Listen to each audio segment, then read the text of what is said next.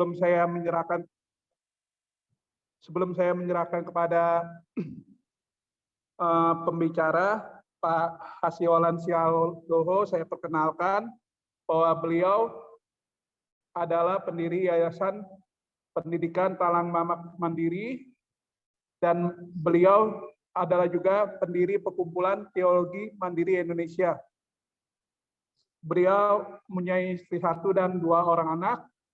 Dalam kehidupan sehari-hari, beliau adalah seorang pengusaha dan pengkhotbah.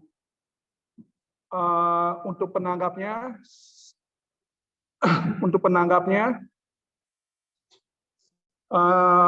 Bapak Pendeta Paduman Siombing, beliau beristri 1 dan beranak 3, mempunyai cucu orang 1.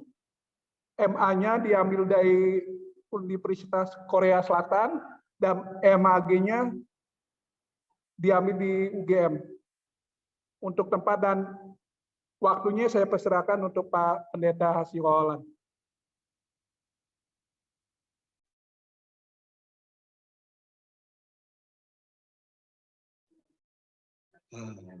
Selamat malam, Bapak-bapak, Pak Pardomong, Pak Basinaga.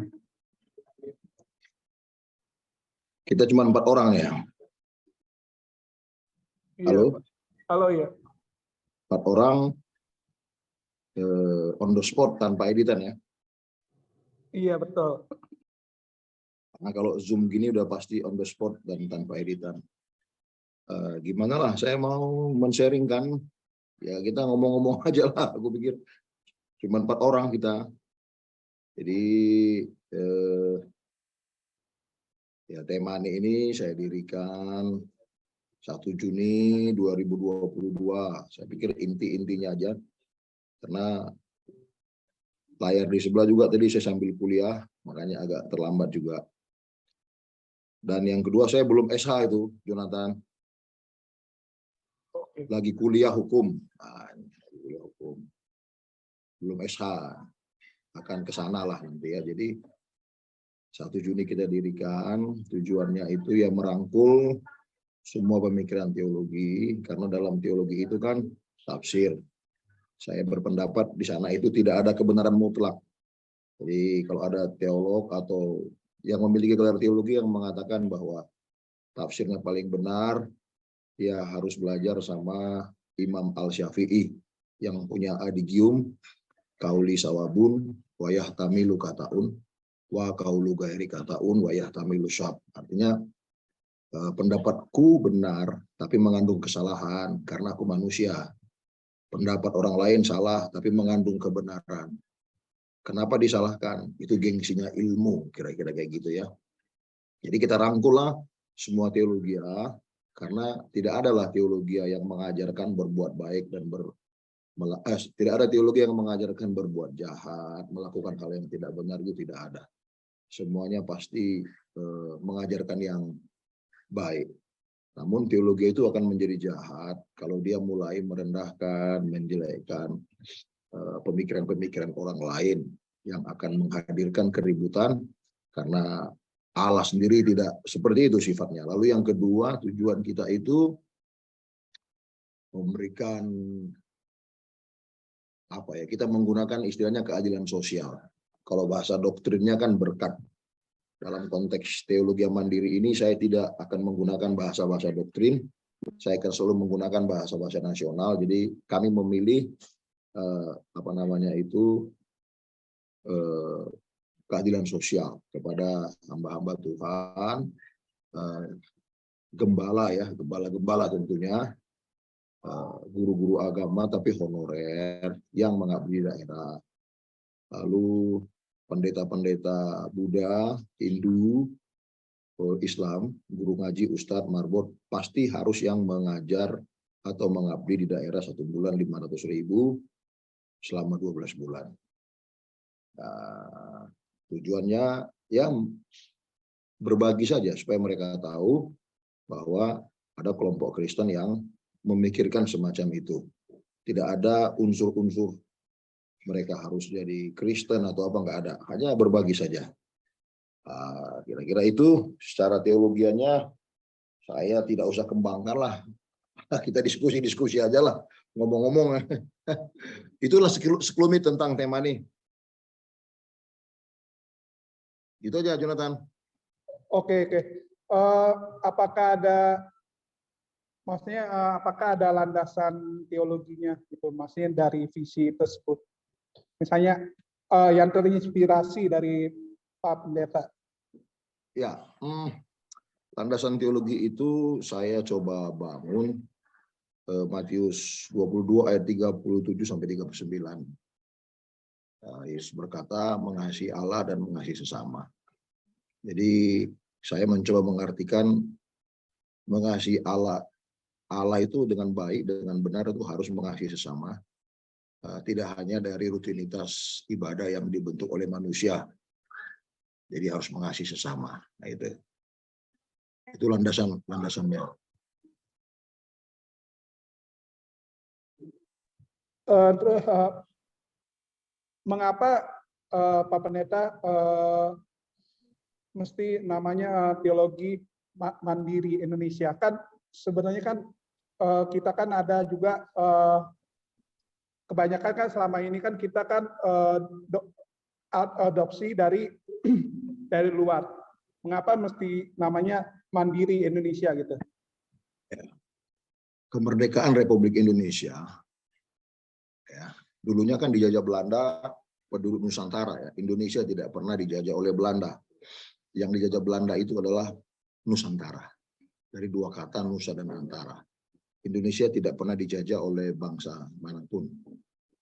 Nah, setelah dia merdeka,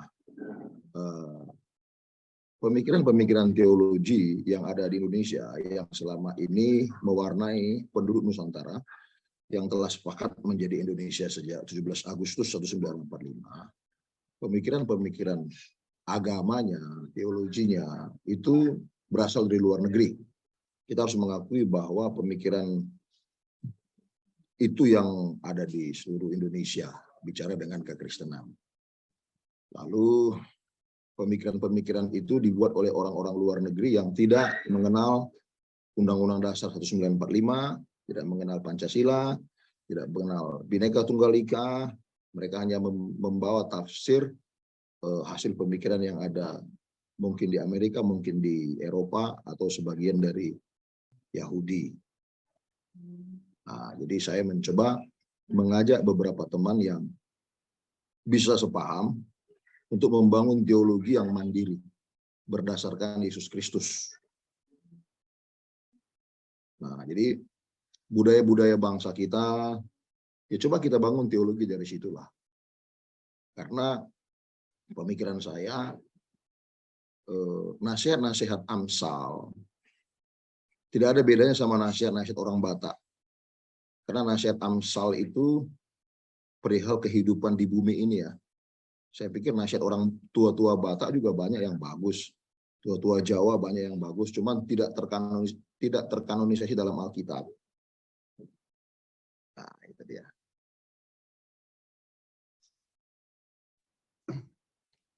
Terus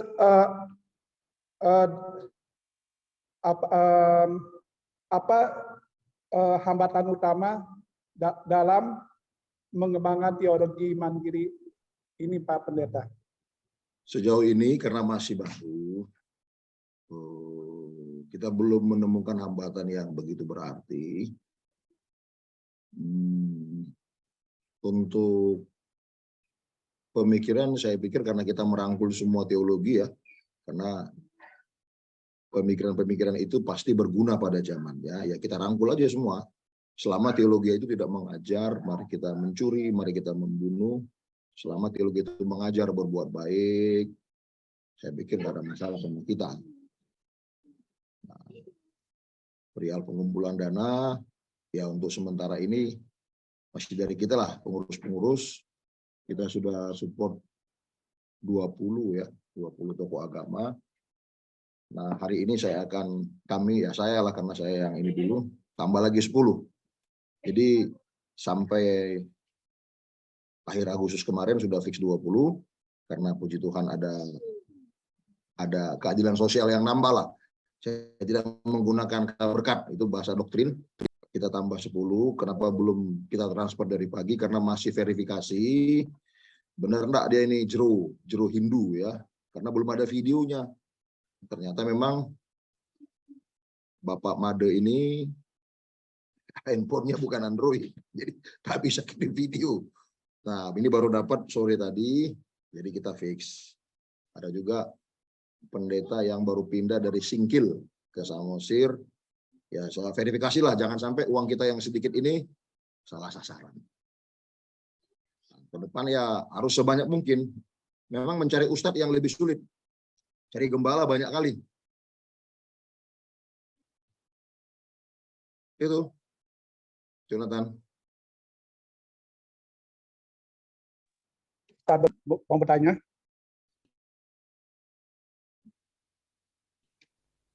Seputar itulah pemikirannya. Cuman saya tidak perdalam seperti kalau di YouTube gitu kan.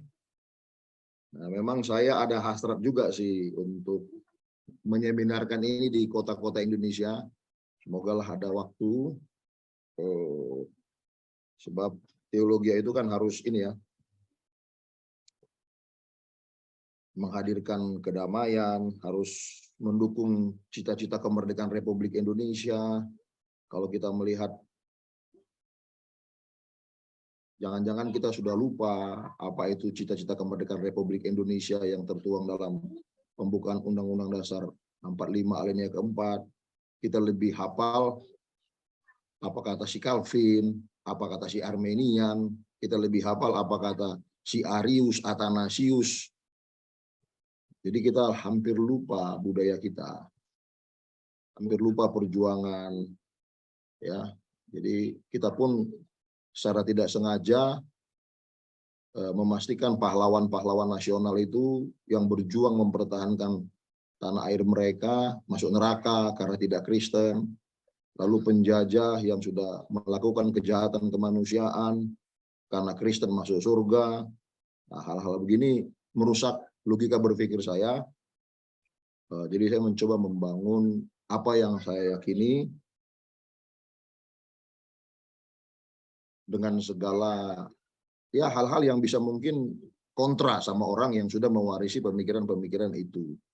Tapi ya itu bagian dari cinta kita atas bangsa ini. Nah, jangan sampai bangsa ini ribut oleh karena tafsir-tafsir teologi yang sudah saya katakan tadi kan di dalamnya kan hanya kajian ya, tidak ada kebenaran mutlak dalam teologi. Nah, kira-kira gitu inti-intinya.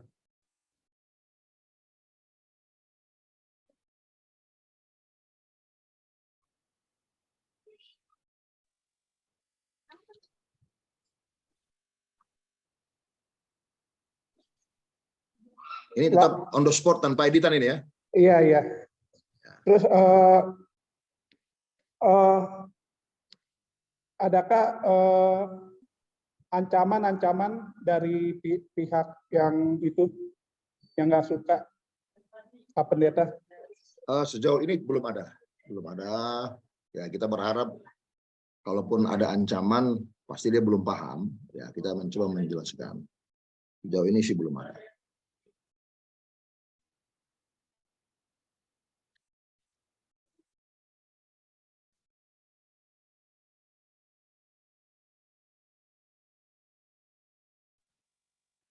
Ya Pak, mungkin ada yang mau bertanya, mungkin kita santai aja. Memang kalau lebih banyak tambah semangat Jonathan. Ya, gimana lah nasib manusia kan. Oh, iya.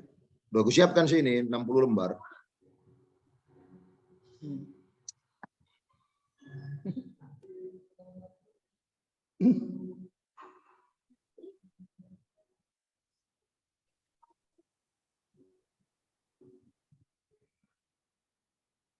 Gimana ini?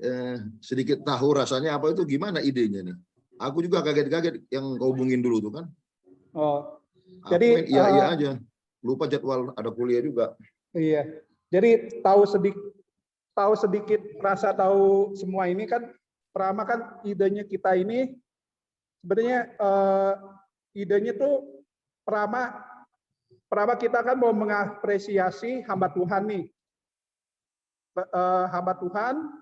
Kedua, kita nggak mau mendistorsi siapapun, ajaran manapun. Yang ketiga, kita tuh mau mempelajari kebenaran firman Tuhan gitu. Jadi kan intinya gini, tahu sedikit, rasa tahu semua kan. Misalnya kita punya tahu satu, tetap itu rasanya pasti tahu semua. Nggak mungkin rasanya tempe gitu. Jadi sekalipun banyak pengetahuan kita, tetap rasanya rasa tahu juga gitu. Jadi kayak walaupun lapet kita satu, tetap rasa lapet lah itulah. Iya betul. Apalagi pakai kopi ya.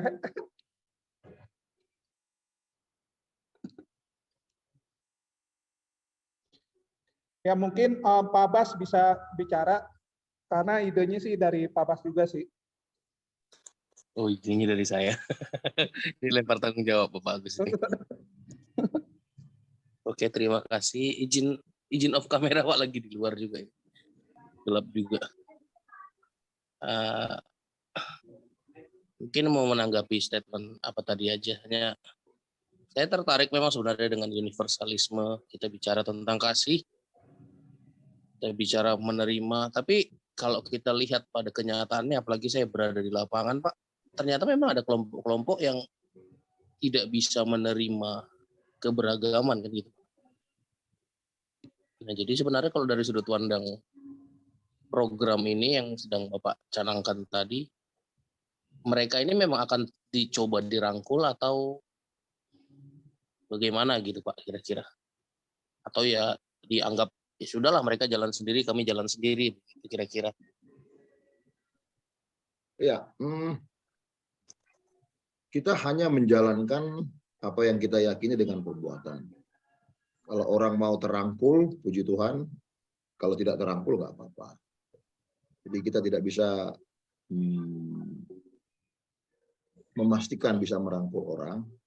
Cuman kita melakukan apa yang kita yakini saja. Bahwa kita harus melihat Indonesia sebagai satu negara yang harus kita selamatkan. Jangan sampai karena teologi dia menjadi ribut. Bapak Soekarno bilang Indonesia didirikan dari seluruh penduduk Nusantara untuk kepentingan seluruh penduduk Nusantara. Dasar inilah beliau mencetuskan Pancasila. Setelah 2 hari dia diam mendengar semua orang ngomong, tidak bisa mencetuskan dasar negara. Lalu sebelum dia mencetuskan dasar negara Pancasila, dia mengatakan Indonesia didirikan dari seluruh penduduk Nusantara untuk kepentingan seluruh penduduk Nusantara. Maka dibuatlah ketuhanan yang Maha Esa. Nah, dia tidak menyebutkan Tuhan yang Maha Esa, tapi ketuhanan. Artinya seluruh Tuhan yang dipercaya oleh agama samawi yang ada di Nusantara, Islam, Kristen. Seluruh Tuhan atau sesembahan yang ada di penduduk Nusantara, apakah itu Allahnya orang Batak, suku Papua, suku apa, itu terakomodir dalam sila yang pertama.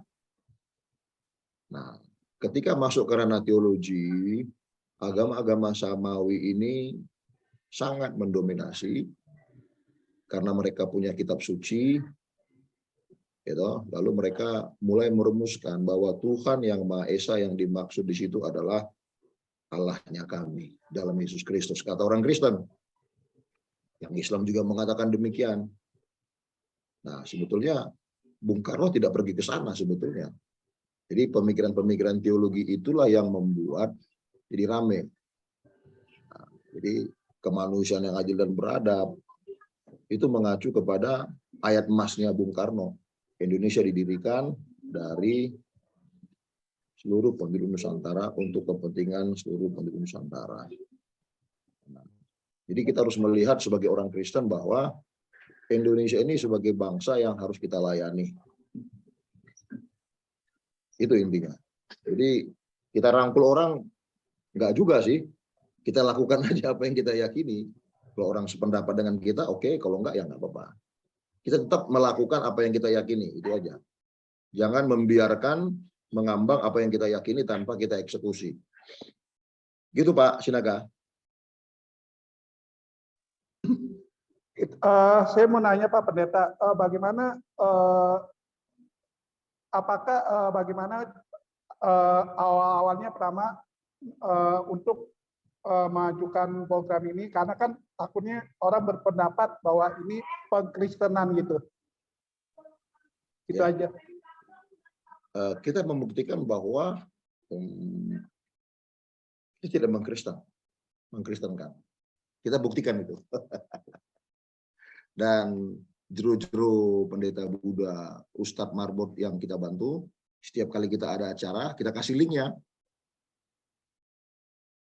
Dan mereka bisa mengartikan sendirilah gitu ya.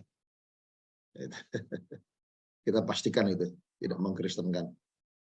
Karena Yesus Kristus kan datang ke dalam, kita harus mengenalkan Yesus Kristus itu sebagai juru selamat. Kita harus memberitakan Yesus Kristus bukan untuk kepentingan gereja, bukan untuk kepentingan agama Kristen, bukan untuk kepentingan doktrin Kristen. Kita memberitakan Yesus Kristus itu, dia juru selamat, menebus dosa semua manusia. Tidak mengkristenkan, udah pasti itu.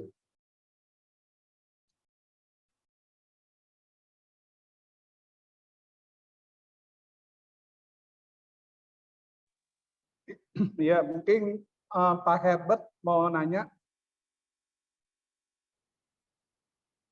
Salam Pak Herbert.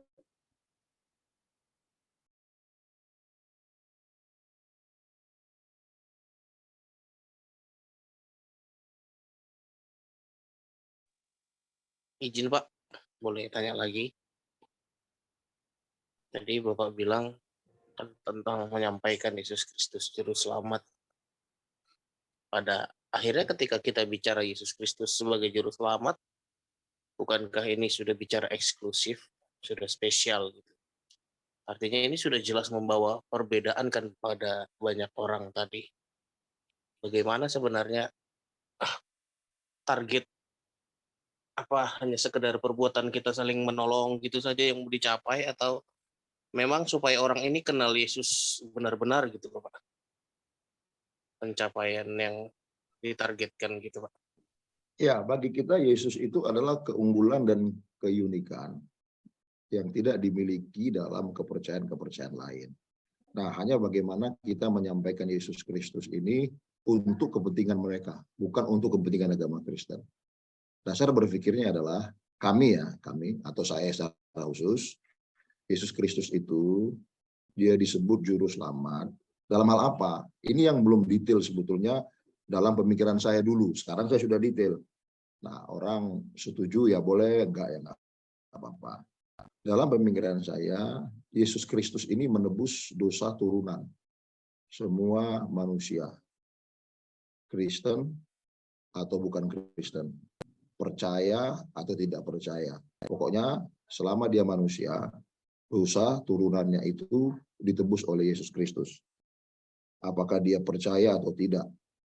Nah, karena dosa turunannya sudah ditebus, maka siapapun manusia akan dihakimi menurut perbuatannya.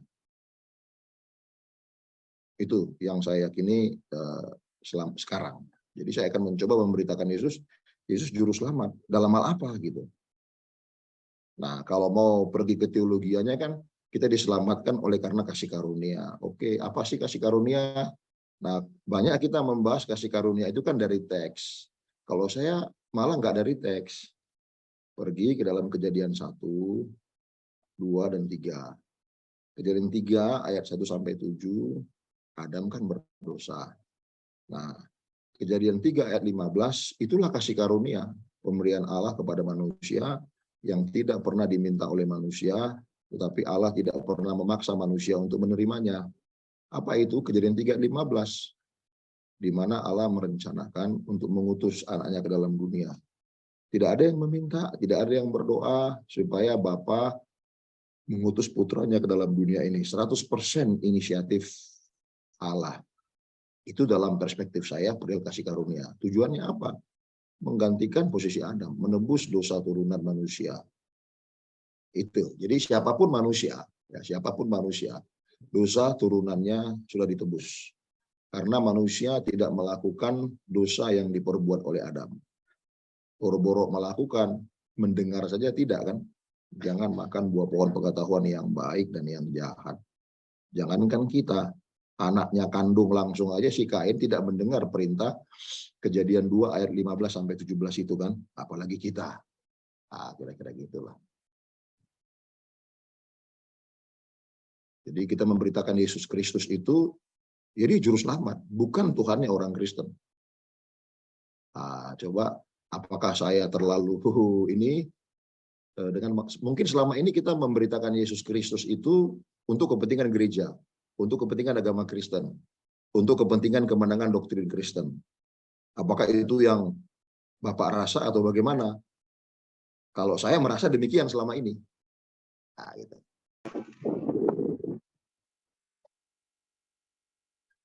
Begitu Pak Sinaga. Oke, terima kasih Pak. Pak Cobi mau.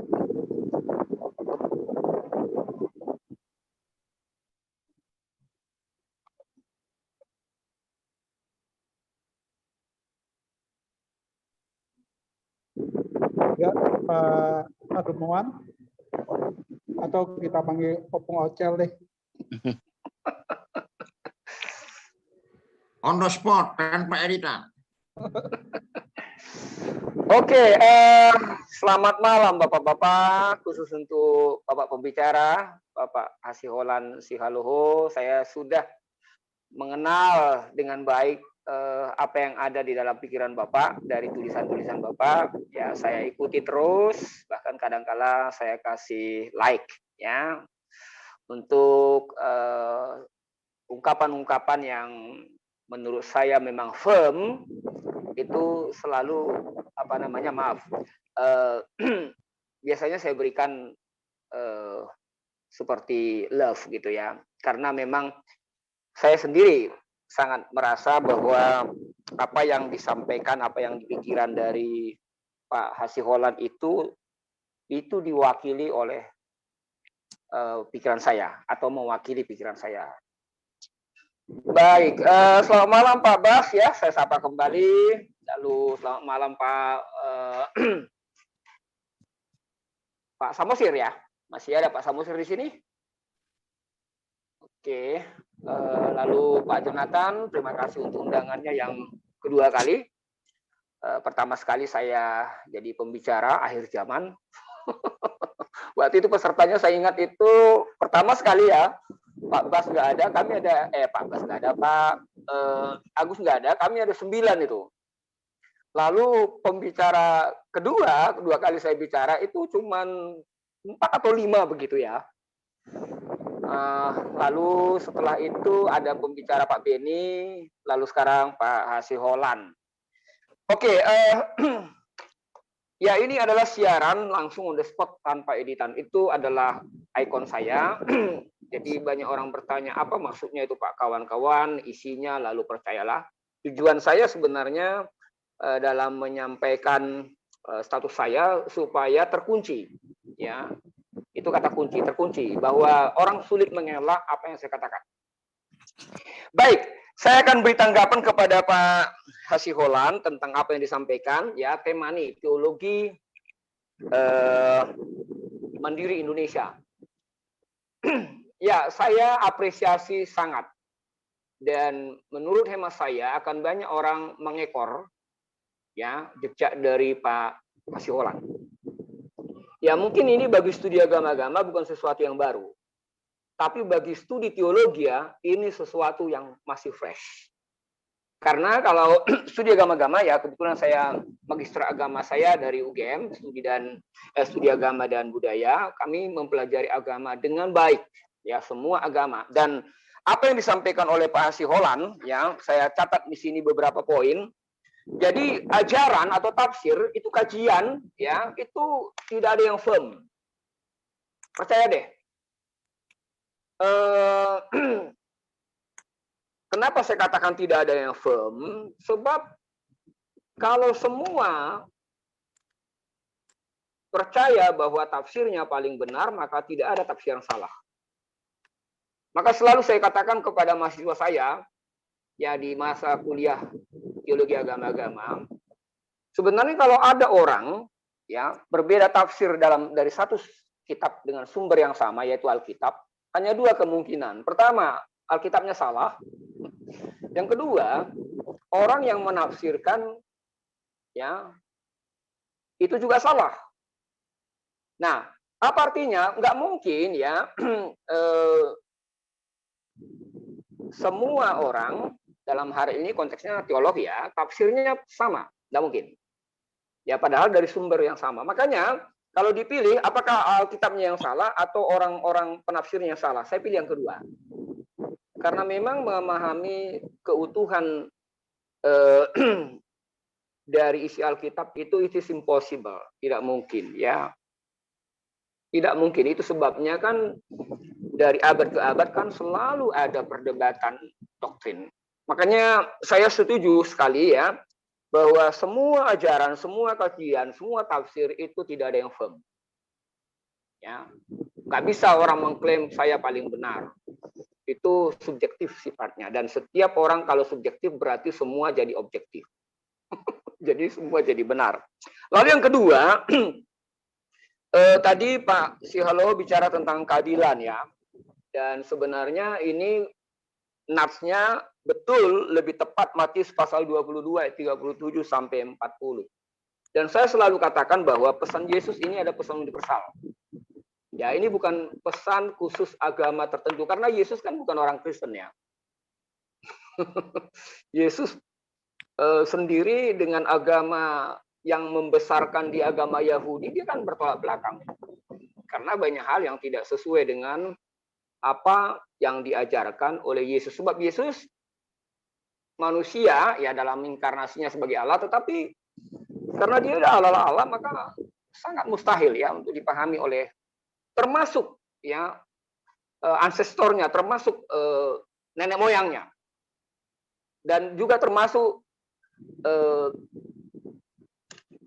orang-orang yang akan datang setelah Yesus. Karena memang dia Allah. Itu sebabnya Matius 22, 37 sampai 40 itu kan pesan utama, pesan pertama, pesan prima ya dari seluruh ajaran Yesus mengasihi Tuhan Allah dengan segenap hati, segenap jiwa, segenap akal budi ya, dan seluruh kapasitas yang dimiliki manusia wajib mengasihi Allah. Dan saya selalu ya memberitahu kepada siapapun bahwa sebenarnya mengasihi Allah ya itu kan diambil dari hukum ya 10 hukum Taurat, yaitu yang pertama sampai keempat. Sedangkan mengasihi sesama itu kan hukum yang kelima sampai dengan ke-10. Dan mengasihi Tuhan Allah ya, ini saya coba pertajam ini Pak Sihaloho kembali menjadi manusia. 1 sampai 4 itu tidak semua jagat raya ini percaya. 1 sampai 4 itu dibuang oleh orang-orang beraliran komunis yang tidak percaya pada Allah. Tapi 5 sampai 10 itu nggak bisa dibuang. Khususnya yang kelima, hormatilah orang tua. Tidak ada agama, tidak ada orang yang tidak beragama yang berani mendelete, mencopot ya, mencomot ayat ini. Dan hukum yang ke-6 dan seterusnya itu pun berhubungan dengan manusia. Itu undang-undang untuk manusia. Tidak ada agama yang mengajarkan mencurilah, berzinalah, tidak ada. Nah, makanya teologi mandiri Indonesia yang kembali kepada manusia itu firm, Pak Sihaloho. Itu betul-betul benar-benar terkunci sudah. Harus kembali jadi manusia. Karena sebenarnya justru hukum ke-5 sampai ke-10 lah ya merupakan aplikasi dari hukum pertama sampai ke-4. Bagaimana kita mengasihi Tuhan yang tak terlihat itu melalui manusia yang terlihat. Jadi keadilan sosial dalam arti di sini saya pahami adalah bahwa semua manusia itu sama, ya. Itu sebabnya jabarannya Pak Halo tadi sangat jelas bahwa apa yang disampaikan oleh Temani ini sebenarnya merupakan pesan inti, pesan utama dari ajaran Yesus. Dan Yesus, saya setuju bahwa dia tidak mewajibkan orang jadi orang Kristen, karena memang secara sejarah kan agama Kristen kan bukan datang dari langit, ya, bukan apa namanya tercipta dari langit, tapi itu adalah struktur dari budaya yang terpola, ya. Bahkan pada awalnya kan Kristen itu sendiri menjadi bulan-bulanan apa namanya tidak disukai oleh non-Kristen. Nah, makanya hal yang ketiga, ya, tadi Pak Sialo menyinggung teologi yang ada di Indonesia, ini memang mayoritas dari luar negeri. Ribut dengan Calvin, ribut dengan Arminian, Arius, dan lain-lain. Nah, saya melihat bahwa Pak Haloho ini ingin, ya, mengembalikan sebenarnya kita punya teologi, yaitu teologi Nusantara, ya, Nusa dan Tara gitu ya. Bukan Indonesia, tapi seluruh, ya, seluruh yang ada di Indonesia ini itu sebenarnya tidak lepas dari apa yang sudah diyakini oleh suku masing-masing di seluruh Indonesia, dan setiap suku itu punya yang disebut dengan Amsal, ya, punya yang disebut dengan proverb, punya yang disebut dengan kearifan lokal, ya. Dan tadi mengutip katanya orang Batak gitu, ya. Saya sangat setuju ini karena memang upasa orang Batak itu sebenarnya tidak lepas dari isi Alkitab, khususnya dalam Amsal. Walaupun mungkin orang-orang Batak tidak pernah belajar Amsal, tetapi sebenarnya, ya, kebenaran umum, ultimate, ya, yang mutlak, yang tak terbantahkan itu ada di dalam hati setiap manusia, ada dalam hati setiap suku-suku manusia. Nah, lalu saya mencoba menggarisbawahi, ya, bahwa apa yang sebenarnya yang ingin disampaikan oleh Pak Sihaloho ini, dia tetap eksklusif. Dia tetap percaya Yesus Kristus Tuhan satu-satunya juru selamat. Tidak ada tawar-menawar itu. Adapun implementasinya harusnya merangkul semua, termasuk, ya, membiayai, walaupun katanya tadi uang sedikit 500.000, ya, 20 nanti tambah 30, tapi itu sebenarnya implementasi dari ajaran utama, ajaran prima dari Yesus Kristus. Makanya saudara-saudara, saya punya apa namanya pemahaman sendiri bahwa kekristenan itu harus universal. Artinya mengasihi sama manusia, harus ekumenikal. Artinya mengasihi semua gereja, dan harus eksklusif.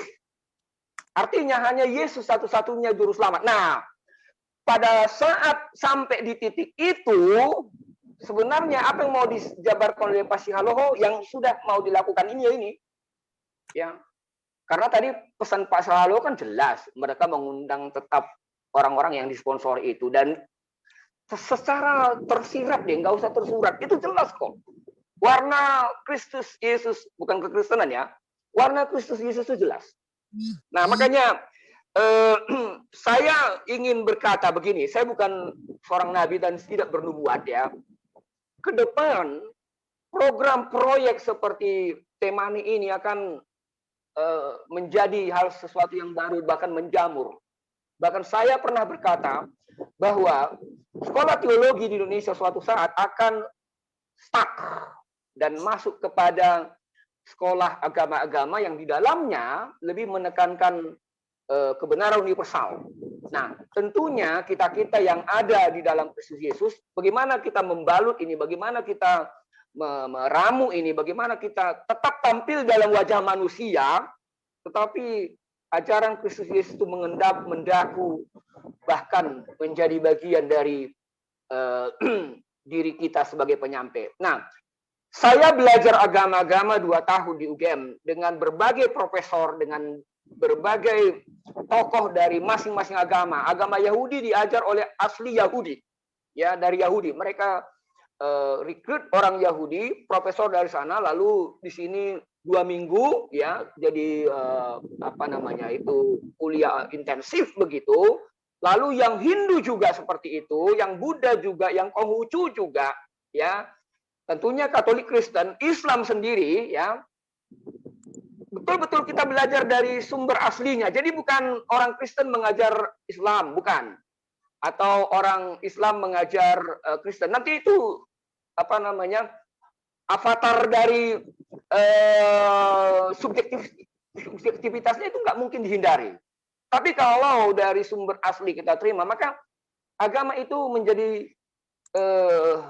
bukan hanya sebuah keyakinan, tapi sebuah pengetahuan. Nah, makanya acara kali ini menurut saya, walaupun kita hanya 5 orang, bagi saya ini sebuah pencerahan, dan justru saya dicerahkan ya dengan penyampaian dari Bapak Sihaloho ini. Itu sebabnya saya coba sedikit mencoba memparaphrase tadi, bahwa mengutip kitab Kejadian bahwa sebenarnya Allah itu mengasihi semua manusia ya, dan itu sebenarnya dikonfirm oleh Roma pasal 5 ayat 8. Bahkan sewaktu berdosa pun ya, bahwa manusia sudah dikasihi oleh Allah. Nah, sekarang bagaimana baju kita? Bagaimana penampakan kita? Bagaimana avatar kita menyampaikan? Ya, Allah ini, kasih Allah ini dalam Yesus ini, sehingga ya kita tidak harus berantem, tidak harus ribut, ya, tidak harus apa namanya merasa paling hebat, tidak harus. Jadi kita sampaikan dengan baik, ya, kita sampaikan dengan berita Alkitab itu sendiri, yaitu Matius pasal 22 ayat 37 sampai 40. Terima kasih untuk Pak Hasiholan yang telah justru mencerdaskan saya, mencerahkan saya, ya. Banyak hal yang saya bisa pertajam ya apa yang disampaikan oleh Pak Sihaloho. Makanya saudara yang menonton ini 5 orang pun kita sampaikanlah warta ini kepada banyak orang. Ya, jadi supaya berita bersambung begitu. Nah, saya setuju kalau ini direkod ya, lalu nggak apa-apa disebarluaskan karena memang kita bicara kemanusiaan kok, dan judulnya kan kembali kepada manusia kan. Dan saya mau tutup begini. Allah yang tak terlihat itu pasti bahagia apabila kita menolong manusia yang terlihat. Thank you. Oke, terima kasih dari Pak Pendeta Pademuan. Mungkin ada yang mau bertanya dengan ya, saya sekarang giliran saya bertanya. Iya. Ya, Pak Hasiholan, bagaimana Bapak bisa meyakinkan dengan firm ya bahwa hanya Yesus satu-satunya juru selamat? Karena Yesus lahir tidak mewarisi benih dosa yang diwariskan oleh Adam. Itu aja, Pak. Dan itu juga ditulis kitab Samawi yang lain. Thank you. Yes.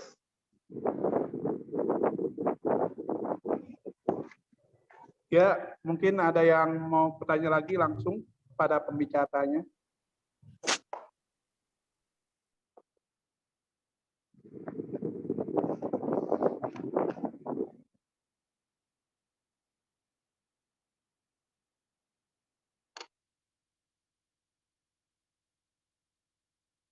Ini sudah tambah satu ini, sudah ada Kalis di sini. Oh, ini ketua STT Tawangmangu ya, Pak Kalis Stefanus, Dr. Kalis Stefanus ini. Saya kira Pak Kalis ya bisa bertanya kepada narasumber ya, Bapak Hasiholan Sihaloho, Dr. Hasiholan Sihaloho. Silakan Pak Kalis.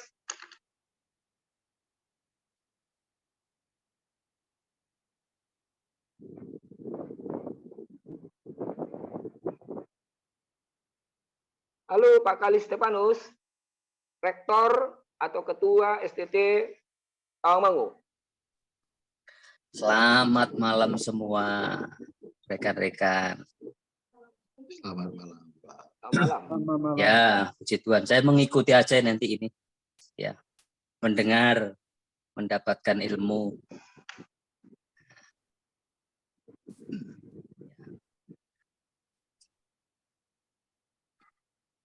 Silakan Pak Ketua. Mau bertanya apa ini?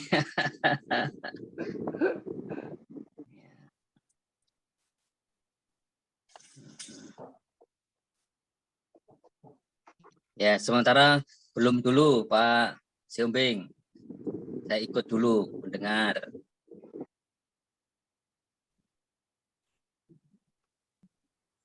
Ya, kalau nggak saya mau tanya nih sama Pak Hasiolan. Kan kita tahu bahwa bagaimana cara mengatasi kegiatan Bapak kan istilahnya dengan keadaan yang sekarang tuh ya maksudnya pasal penistaan agama gitu. Kan itu inilah yang ngerti hukumnya gitu kan. Ya kan pasal penistaan agama itu kan kalau kita baca ya cukup unik, tapi ahli hukumnya lah yang bicara itu. Nanti kalau saya udah lulus jadi pengacara baru saya bisa bicara nantilah. Karena seperti yang saya bilang itu kan Indonesia ini darurat keserakahan. Ya. Jadi, ada hal-hal yang pro justisia tapi dieksekusi tidak pro justisia. Itulah hal-hal yang membuat saya itu tertarik ingin menjadi penegak hukum juga. Kalau sekarang jangan dulu masuk kepada pasal penista agama karena banyak tekanan-tekanan juga lah di situ, tidak murni itu ya. Ya hakimnya ya mereka, apanya ya mereka. Itu. Jadi cuman kalau dengan konteks Indonesia sudah waktunya memang kita membawa teologi itu untuk mendukung cita-cita kemerdekaan Republik Indonesia. Kadang kita lebih pokok teologi dan lagi kita lupa pahlawan-pahlawan kita karena kita anggap mereka masuk neraka semua. Karena apa tadi doktrin tadi itu kan, kalau tidak Kristen masuk neraka. Nah, udah waktunya kita memikirkan bangsa ini dengan teologi kita. Teologi itu mendukung cita-cita kemerdekaan Republik Indonesia. Teologi harus kita pakai untuk membela negara. Nah, jadi kita apa istilahnya, mengindonesiakan teologi atau menteologikan Indonesia itu coba dipikirkan bersama-sama. Karena pada dasarnya apa yang saya pikirkan dalam teologi mandiri Indonesia ini sebetulnya harus terus berkembang. Nah, tujuannya tidak lain dan tidak bukan, itu harus mendukung negara tercinta ini. Dan kita berharap kalau dari kalangan Muslim juga mendengar ya, mereka juga mulai berpikir untuk membangun konsep teologi mereka itu sesuai dengan keadaan Indonesia. Sebab cara berpikir orang pada zaman dulu sama sekarang kan berbeda. Budaya, keadaan, situasi kan berbeda. Nah, kita tetap memaksakan sesuatu yang orang dulu itu pun nggak lakukan lagi kan. Nah, tadi kami di Hotel Sangrila itu ada Ibu Rita Wahyu juga yang saya menanyakan ada hal yang perlu saya tanyakan. Ya jawabannya saya terima saja. Cuman bagi saya bukan gitu. Tapi nggak apa-apa, hanya dapat masukan gitu kan. Ada yang mau saya tanya karena beliau kan belajar Yahudi dan segala macam lah gitu ya. Saya tanya apa yang saya pikirkan ya. Misalkan saya tanya begini nih, ini contoh nih ya. Nanti kita diskusi juga sama-sama. Apakah Adam itu dulu panggil Allah itu Elohim? Apakah Nuh, Henok panggil Allah itu Elohim? Bukankah Elohim itu bahasa Ibrani? Karena catatan Alkitab itu mulai Kejadian 12 dia sudah eksklusif. Ya Ibu Rita sih punya jawaban. Bagus jawabannya. Nah, tapi kan terima kasih, saya bilang begitu. Atau jangan-jangan kejadian 1 sampai kejadian 11 sudah diyahudikan. Nah, cuman ada jawaban yang diberikan, ya itulah pemikiran ya. Tapi kan kita punya dasar, ya. Sumber muda tidak mungkin bisa menjawab sumber tua. Nah, itu pemikiran saya ya. Sumber muda tidak bisa menjawab sumber tua. Nah, jadi kalau pertanyaan kita usianya itu tahun 200 misalkan, janganlah pula sumber jawabannya tahun 600 atau tahun 1000 gitu ya. Nah, itu pemikiran saya saja sih.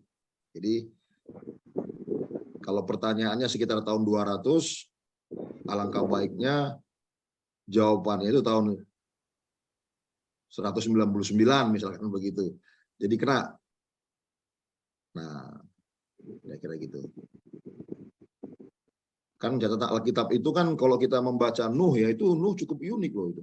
Tidak ada dialog antara Allah dengan Nuh. Cobalah bacalah pelan-pelan. Kalau Musa sama Allah kan ada dialog itu kan, berbantah-bantah gitu ya. Nah, kalau kita baca Nuh, kejadian 6 sampai 10 tak ada itu. Tulisannya cuma begini, berfirmanlah Allah kepada Nuh, oke? Buatlah bagimu begini. Nah, tulisan berikutnya, lalu Nuh melakukan seperti yang Allah perintahkan kepadanya. Nggak ada itu Nuh menyebut ya Allah, ya Elohim, nggak ada itu. Cobalah kita baca pelan-pelan. Nah, jadi saya tanya, bahasa apa yang dipakai? Apakah Adam itu panggil Allah itu Elohim? Jangan-jangan karena Musa yang tulis, dia buat Elohim. Nah, kira-kira gitu pemikiran saya kan. Lalu orang-orang yang mengalami peristiwa Menara Babel, kejadian pasal 11, kan kita tidak tahu melahirkan bangsa apa. Nah, hanya satu pribadi yang dicatat lewat peristiwa kejadian pasal 11 yang mengalami peristiwa Menara Babel, yaitu Tera. Tera melahirkan 3 anak, salah satunya Abram. Nah, mulai kejadian 12, catatan Alkitab itu udah eksklusif. Abram, Ishak, Yakob, Israel. Nggak ada sumber lagi perihal orang-orang yang mengalami peristiwa Menara Babel itu. Nah, jadi makanya tadi saya bilang, bicara teologi, kalau dia tidak hati-hati, jadi eksklusif, merasa benar sendiri, yang lain salah. Kalaulah seumpamanya orang-orang yang lewat mengalami peristiwa Menara Babel itu, misalkan ya, tapi saya tidak punya sumber, melahirkan bangsa Cina, misalkan, bangsa Jepang, misalkan, atau bangsa lain. Nah, apakah di sana Allah yang menciptakan langit dan bumi, yang mengusir Adam dari Taman Eden, apakah Allah itu tidak menyertai mereka? Apakah mereka semua pasti binasa semua? Nah, jadi tema ini mencoba menghindari penghakiman-penghakiman dalam teologi, karena kita tidak punya bukti kuat ya. Kalau kita melanggar Wetboek van Strafrecht, KUH pidana, itu fix pasti kita dihukum. Kalau nggak dihukum, penegak hukumnya yang lalim. Karena kita melanggar buku 1, buku 2, buku 3. Itu fix, nggak mungkin nggak. Nah, jadi ya teman-teman yang kita diskusi ini bersama-sama, cobalah kita jangan lagi terperangkap dalam pemikiran-pemikiran teologi orang-orang asing yang tidak mengenal Undang-Undang Dasar 45, tidak mengenal Pancasila, sampai-sampai kita mengorbankan semua itu demi pemikiran teologi yang sudah terwaris turun-temurun, yang berpotensi menyebabkan terjadinya perpecahan bangsa. Nah, ini yang bisa saya kembangkan nanti ke depan, karena tema ini kan masih baru 1 Juni 2022, tepat di hari lahir Pancasila. Kita launching. Begitulah kawan-kawan. Mungkin ada yang mau menanggapinya? Opung Ocel mungkin? Ya, oke, terima kasih Pak Hasiolan. Sebenarnya saya walaupun belum pernah tatap muka dengan Pak Hasiolan ya, softwarenya itu udah sama kok sebenarnya. Karena apa yang diucapkan itu yang saya dapat juga di studi agama-agama. Ya, bahwa ya tadi bicara tentang ini ya, tentang konteks dan teks ya.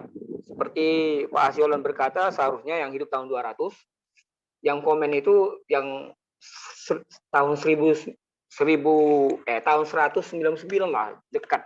Nah, padahal orang muncul tahun 200, 600 tahun kemudian ada yang komen, belum lagi 1000 tahun kemudian, udah berbeda. Jadi saya selalu kasih analogi kepada mahasiswa saya begini. Jadi ada 10 orang ya toh, pesan berantai. Dari awalnya benar, di tengah-tengah sedikit miring. Pas sampai di depan sudah jauh banget. Nah, mungkin jangan-jangan ini yang dimaksud oleh Pak Hasiolan. Ya.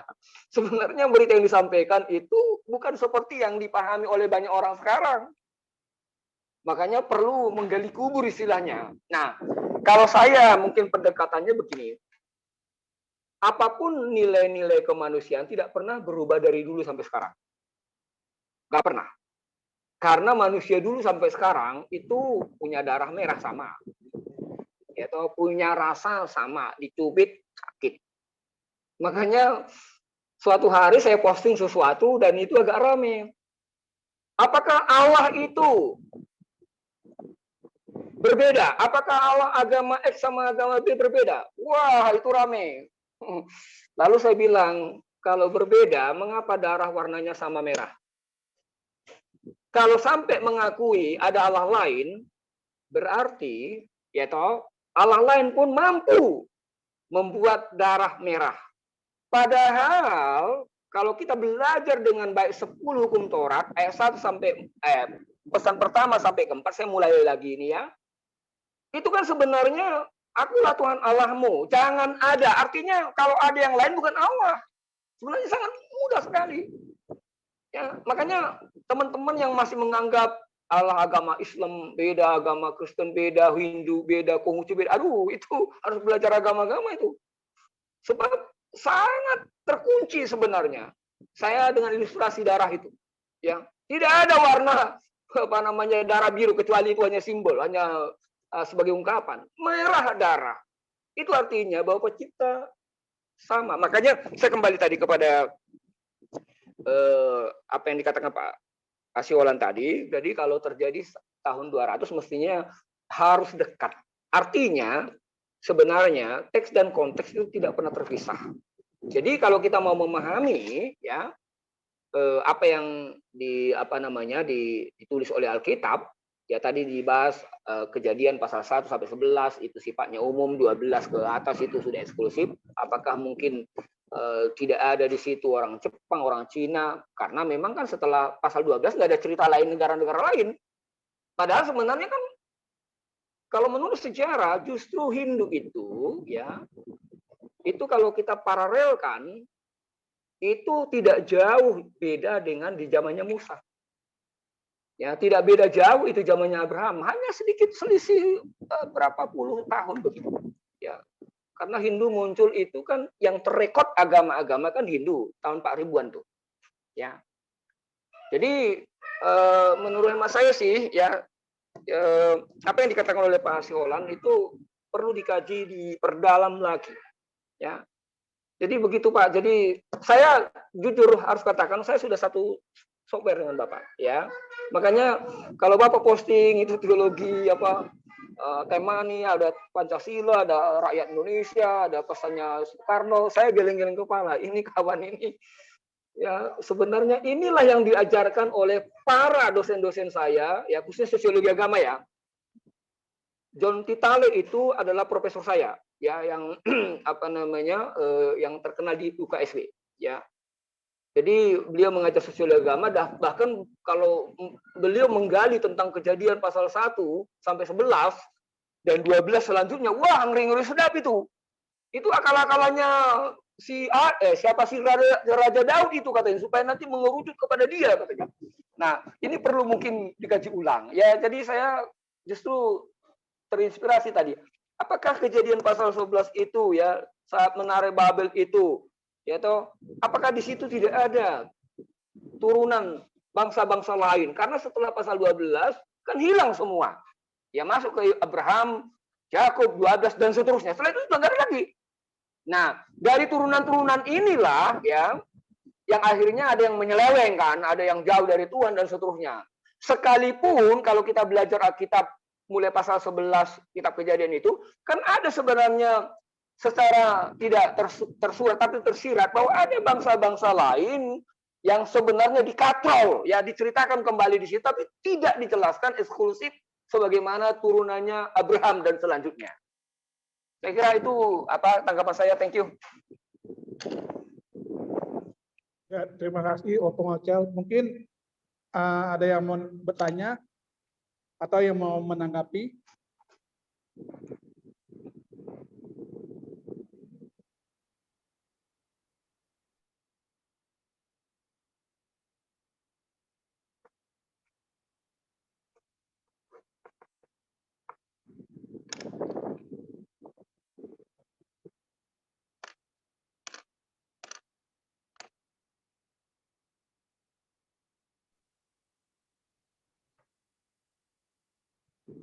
Ya, saya mau tambahkan sedikit. Sebenarnya ini kalau didengar oleh kelompok atau teman-teman yang sangat eksklusif terbatas ya, kelompok X, kelompok Y gitu, ini pasti sudah dibilang liberal ini. Ini pluralis universalisme ini. Ya. Padahal kalau menurut saya, hemat saya loh ya, belum nyampe aja. Tunggu. Sebab sebenarnya kan sehebat apapun ekspresi kita, sehebat apapun pengakuan atau dikrit kita atau pengakuan kita, kan kita harus kembali kepada kemanusiaan, perilaku, ya, yang bisa dinikmati, bisa dilihat orang, bisa bisa dirasakan orang, itu yang paling utama sebenarnya. Jadi suatu saat, I do believe, saya percaya, ya, mudah-mudahan saya masih hidup tahun 2045, saat itu usia saya akan 84, saya bisa melihat Indonesia merdeka. Kita kan lihat, di Indonesia ini kan terjadi perubahan cara pandang, ya, tentang agama-agama. Percaya deh, lihat aja. Nah, sekarang kita yang eksklusif dalam arti terbatas, eksklusif yang arti menang-menangan sendiri, tidak mau menyebar dalam arti tidak mau merangkul atau mungkin hanya merasa paling benar, padahal sebenarnya itu benar ya, cuman cara penyampaiannya yang tidak benar, nanti akan semua akan berubah ini. Lihat aja, saya mau tarik kembali tahun 70-an seperti apa orang-orang Pantai Kosta karismatik ngejek-ngejek teologi teologi arus utama. Yaitu tahun 90-an baru lihat orang-orang yang ngejek-ngejek ini akhirnya mengikuti jejak, tapi jejak lajur cepat, jalur cepat dengan gelarnya. Nah, saya bicara data, fakta ini, ya. Nah, sama halnya dengan sekarang ini, apa yang dimulai Pak Asyhalo, ya semoga panjang umur Pak Asyhalo, ya, melihat nanti anak buahnya ya, junior-juniornya, ya bisa melahirkan mungkin lebih dari Pak Asyhalo cara berpikirnya, karena ini memang manusia, nilai manusia yang ada, yang betul-betul Allah ya hadir dalam diri manusia. Jadi seperti itu. Ini memang betul, ini bagi lihat aja pesertanya ini cuma berapa, 6 orang, nggak menarik ini, ya. Padahal ini sudah saya sebarluaskan loh. Bayangkan di grup saya ya ada 2, satu grup kelompok umum ada 200 lebih. Ini cuma 1 yang hadir, Pak Kalis. Lalu ada satu kelompok 70 lebih, nggak ada yang hadir. Lalu belum lagi kelompok Aspenkris itu, katanya asosiasi sarjana Kristen, sarjana karismatik Pentakosta. Saya posting ini. Tapi mungkin sudah membaca ini yang mau ke arahnya kemana ini kan gitu kan. Tapi don't worry about it ya. Saya justru akan lebih berani nanti usia saya persis 60 tahun tanggal 2 bulan 11 2022 saya sudah sudah deal sama hostnya ini. Saya akan bicara dengan jelas, dengan tegas tentang akhir zaman. Yang saya akan betul-betul all out di situ sehingga teman-teman ini yang masih terkukung dengan ya eksklusifis tanpa tanpa merangkul, karena terus terang saya juga eksklusif tapi saya merangkul ya. Jadi yang hanya mengandalkan tafsir ajaran kajian yang menurut mereka paling benar ya, saya akan buktikan nanti di dalam bahasan saya tentang akhir zaman semua pasti akan apes apa yang mereka katakan tentang akhir zaman.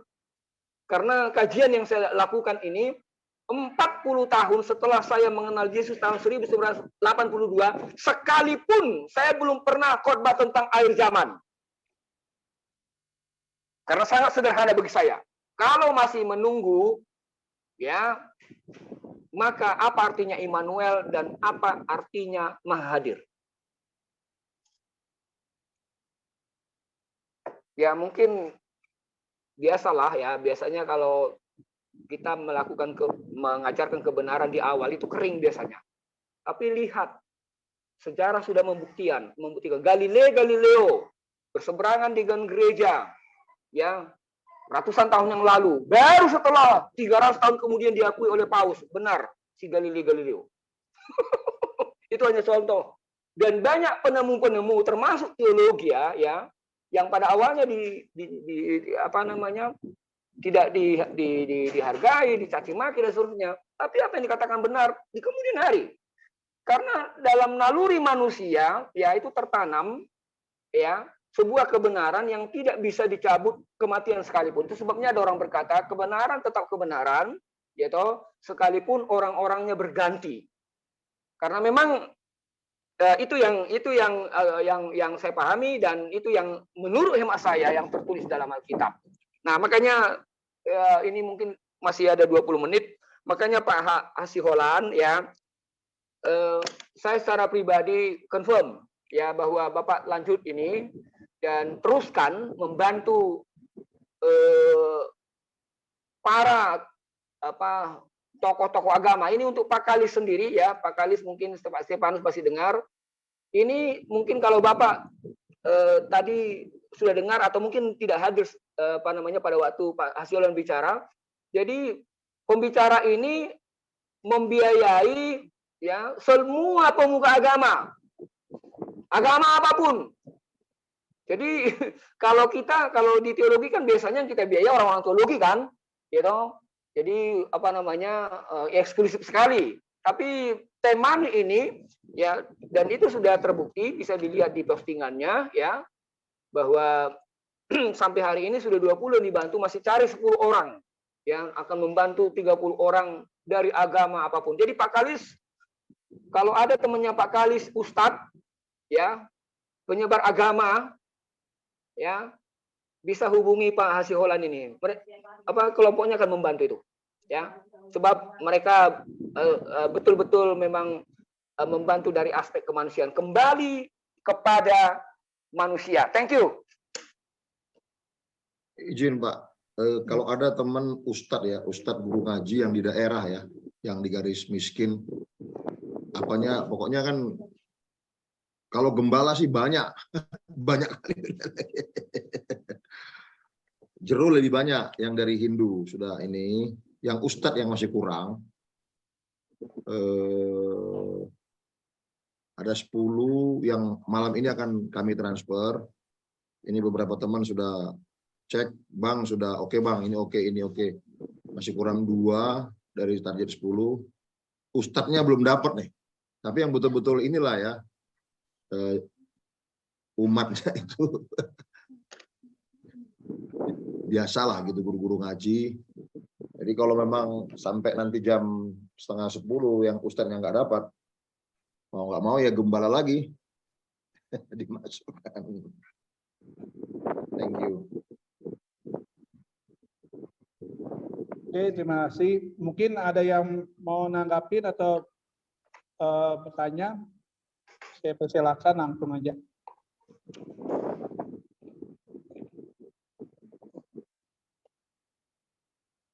Pak Kalis mungkin bisa diinfokan Pak ke teman-teman Bapak, kolega Bapak ya, teman-teman Bapak yang ada Ustadz gitu.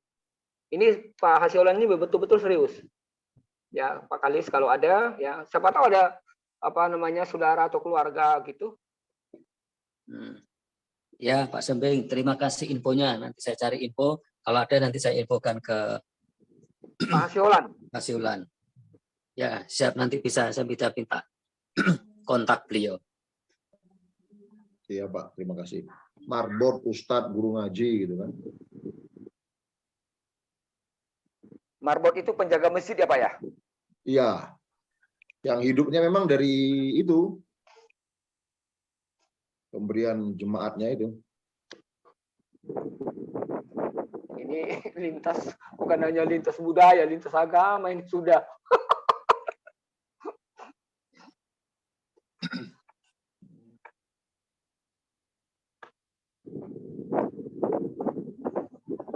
Kopi lapet mana nih kopi lapet? Kok hilang?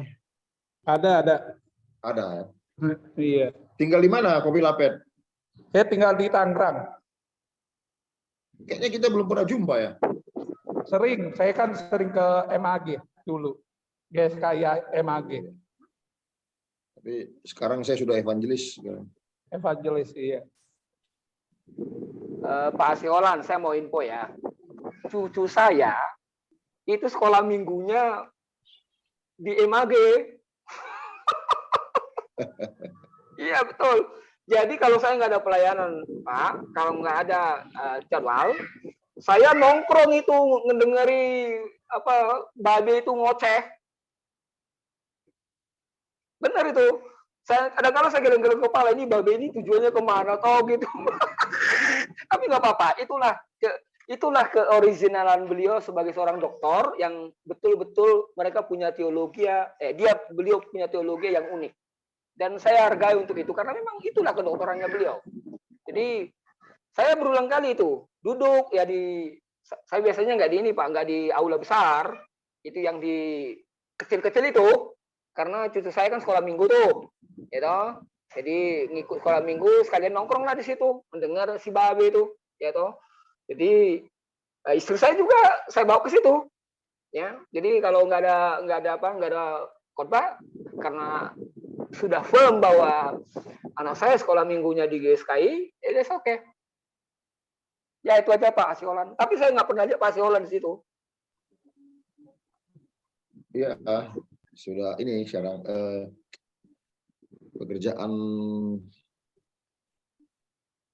juga memang menyita waktu yang sangat banyak ya. Kuliah pula lagi jadi banyak kali lah. Pak Judika juga saya nggak lihat di situ. Di THB dia. Oh THB, I see. Concern di THB ya. Oke. Sudah 3 kali kebaktian kan di THB itu. Jadi bentrok semua.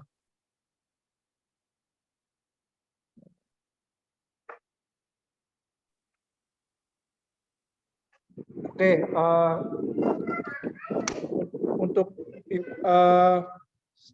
untuk closing statement mungkin Pak Pendeta Siolan bisa menyampaikan. Kita mungkin mau mengakhiri acara kita. Iya. Teologi itu harus disaring oleh hati nurani. Ya, alat ukur terakhir untuk mengeksekusi teologi itu adalah hati nurani. Karena teologi itu kan tafsir, kajian. Tidak mungkin tidak dipengaruhi oleh situasi keadaan politik budaya. Nah, hati nurani harus menjadi filter terakhir. Apakah kita eksekusi pemikiran seperti itu atau tidak? Itulah tema nih, salah satunya. Terima kasih. Terima kasih Pak Pendeta Hasiolan untuk informasi bahwa nanti tahu sedikit, rasa tahu semua. Nanti akan diadakan lagi sekitar tanggal tengah bulan Oktober. Nanti temanya itu saya temanya tentang hukum kehidupan. Jadi kenapa hukum kehidupan? Jadi dasar pemikirannya bahwa terkadang kan banyak yang istilahnya bergereja tetapi dia nggak mengerti tentang prinsip kehidupan. Itu aja sih. Nanti pertengahan Oktober. Jadi tahu sedikit rasa tahu semuanya ini memang tujuan awalnya memang untuk sebulan 2 kali untuk mencerdaskan warga jemaat sih. Jadi bukan cerdas secara jasmani, tapi juga rohani juga. Ya begitu aja sih. Mungkin untuk terakhir mungkin ada yang ya itu aja yang ingin saya sampaikan. Mungkin saya bisa minta Pak Doman Sioming untuk doa penutup untuk mengakhiri acara kita. Ya, mari kita berdoa. Bapa di sorga, Allah yang hidup, Allah yang tidak pernah meninggalkan pekerjaan tangannya, Allah si Maha Pengasih atas semua umat manusia. Terima kasih untuk pertemuan melalui Zoom pada malam hari ini. Terima kasih untuk Bapak Pendeta Dr. Hasiholan yang sudah menjadi narasumber, yang memberikan kami inspirasi, mencerdaskan, mencerahkan.